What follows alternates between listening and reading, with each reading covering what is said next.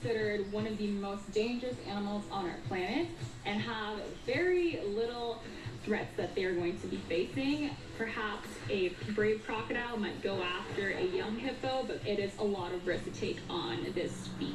We think of them as like lumbering, slow, kind of dim creatures in a lot of ways, but that could not be further from the truth. The main reason hippos have few predators is their size. They stand between 3 and 4 meters high, or 9.5 to 14 feet, and they weigh 1,300 to 3,600 kilograms. I mean, when you're a hippo and you weigh, a ton, and you're huge, you have a lot of kind of physical power to kind of back up your aggression. Extremely territorial, they not only fight off other species, but frequently other hippos that enter their territory.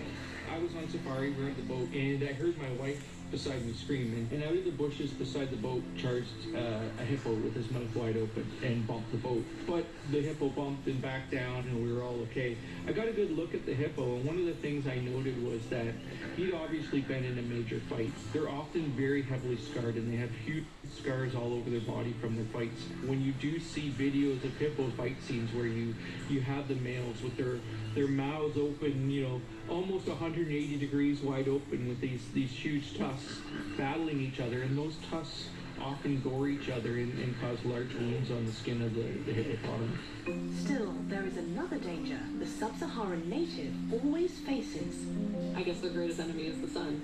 I mean, a lot of things that live in sub-Saharan Africa with hippos have, adapted to the fact that the sun is so bright and powerful in those areas by kind of living in environments where that's blocked out, by living kind of under forest canopies. But hippos live in exposed pieces of river where there aren't trees covering them, and they are more exposed than a lot of other creatures. Although hippos are semi-aquatic and spend most of their life submerged in water, they prefer to stay on their feet. Hippos were fondly nicknamed river horses by the Greek when they first encountered these species, and they actually cannot swim very well because of their very dense body shape. They actually just kind of push themselves from the bottom in shallow areas and almost look like underwater ballerinas. And they might spend the entire day lounging in the sunny riverbanks. For this herbivore typically grazes in the evening when it's cooler. The sun is a driving force of life on our planet, but also has destructive properties, especially the radiation that it brings into our atmosphere. One of the things about solar radiation is it comes in different wavelengths.